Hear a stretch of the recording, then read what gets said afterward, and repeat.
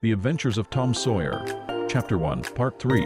While Tom was eating his supper and stealing sugar as opportunity offered, Aunt Polly asked him questions that were full of guile and very deep. She wanted to trap him into damaging revealments. Like many other simple-hearted souls, it was her pet vanity to believe. She was endowed with a talent for dark and mysterious diplomacy, and she loved to contemplate her most transparent devices as marvels of low cunning. Said she, "Tom, it was middling warm in school, wasn't it? Yes'm.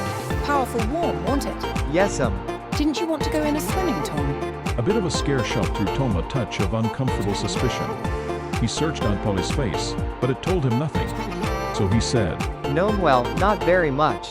The old lady reached out her hand and felt Tom's shirt and said, "But you ain't too warm now, though." and it flattered her to reflect that she had discovered that the shirt was dry without anybody, knowing that that was what she had in her mind.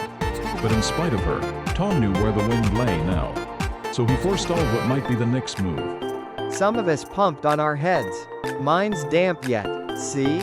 Aunt Polly was vexed to think she had overlooked that bit of circumstantial evidence and missed a trick. Then she had a new inspiration. "Tom, you didn't have to undo your shirt collar where I sewed it to pump on your head, did you? Unbutton your jacket." The trouble vanished out of Tom's face. He opened his jacket. His shirt collar was securely sewed. "Bother. Well, go along with you. I'd made sure you'd played hooky and been a-swimming. But I forgive you, Tom.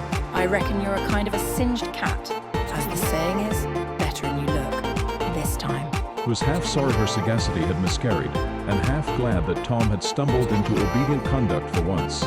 But Sydney said, Well, now, if I didn't think he sewed his collar with white thread, but it's black. "Why, I did sew it with white, Tom."